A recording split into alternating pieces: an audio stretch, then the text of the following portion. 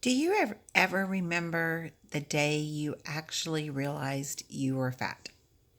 Like, I don't remember ever asking to be fat. I don't remember saying, "Hey, Santa, this year make me fat."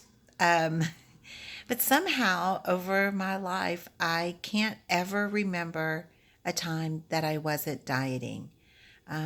I remember in high school drinking water only for lunch, trying to lose a few pounds before that week's football game. I remember dieting to go out. I remember dieting to find a boyfriend. I remember dieting literally my entire life. And I still can't ever remember the day that I actually looked in the mirror and said, "You're fat."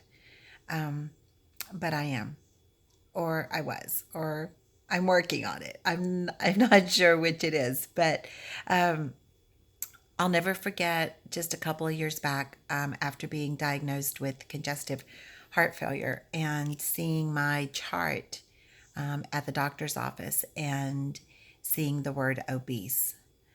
Um, if I've ever been hit in the head with a brick, I think that word did it to me. Um, I don't remember feeling obese. And I know it's a medical term and I know it's based on body fat percentage and if you weigh over certain pounds. But I remember coming home and looking in the mirror and thinking, yeah, I'm pretty sure you're a pretty big girl. I think I always use the word just big girl. I'm a bigger girl, or I'm big boned, or maybe it runs in my genes. I mean, I'm adopted. And so until recently, and that's a whole nother video, but I didn't know my birth family. And even after finding my family, I mean, there were things that ran in my family, some of the heart disease and different things, but there wasn't a consistent factor of obesity. So I had to chalk it up that, yeah, it's probably not in my DNA and it's probably in my kitchen cabinet and in my refrigerator. Um, so I think that I'm not really one of those type of people that ever sat down and ate an entire pizza. I don't sit down and eat an entire gallon of ice cream. Maybe a pint, but never an entire thing of ice cream. And I didn't stop at fast food joints and buy two or three or four hamburgers. So I watch a lot of the reality TV shows for people with weight loss, The Biggest Loser, My 600-Pound Life, and things like that. And I used to look at those people and thought, I don't eat like that. So therefore, I must not be fat. Hence going back to the doctor, and yet my chart still says obese. So I guess this year, I it was just a breakthrough. My nephew was starting a weight loss challenge, and it was for money. I have a tad bit of competitiveness in me, so I signed up for the challenge. But more than that, my church challenged everyone to do a 21 days of fasting and prayer.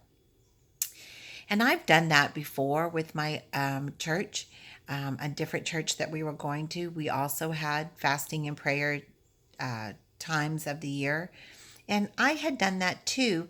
But for some reason this year it was different. And I'm not really sure whatever made me pick the Daniels fast. I don't ever remember hearing it. I don't think that I know anybody who's ever done this. So I don't even really know how it came into my mind other than it did. And I looked it up and thought, this is something I could certainly try to do. Maybe this would help me get to a place of acceptance. Maybe this could help me erase that term of obese off my doctor's charts. That, and along with a group of people who had a small money pot set aside for whoever lost the most weight in 16 weeks. So anyway, so I did. So that's kind of just some background on how I got started doing the Daniel fast. And in one of my other videos, I'll go on to show you some tools that I used. So technically, the Daniel's fast, which translates in time if you stay on it longer than more than 21 days, to the Daniel Plan lifestyle. Um, it pretty much talks about if it grows from the ground, you can eat it. And so, for a lot of people, that's just vegan. Some people in the Daniel Plan do eat chicken and fish. As I started reading more, I realized that it wasn't all about necessarily a vegetarian and vegan lifestyle. But for me, I took it the to the level of just eating from the ground. If it grew from the ground, I could have it, which meant fruits and veggies, nuts, grains, um, just really good, healthy, clean eating, and no dairy and no meat. And cheese is an issue for me because I love me some cheese. I like it on my vegetables. I like it on meat. I just like to eat cheese in general. I like it on my chips, which, by the way, are not on the plan either. And so cutting out dairy was hard. And as more hard for me than meat. Yogurt, ice cream, things like that were definitely a struggle in the first couple of weeks. So we'll talk more about that in another video as I tell you about how I started on that day. But I was just sitting here today and I was thinking back, like, how did I get fat? When did I remember getting fat? How does this happen? How does just you keep eating and eating and eating, and then one day your jeans don't fit? So instead of thinking, well, maybe I should not eat, maybe I should cut back, I just go buy bigger jeans.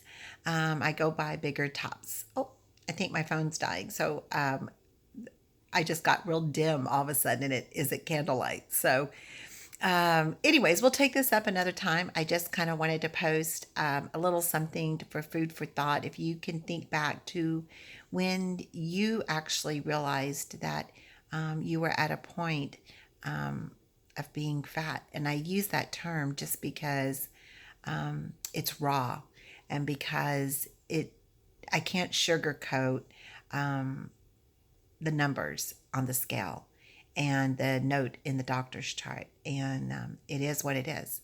So, anyways, hope you're enjoying the first part of this series. And I look forward to sharing with you another time.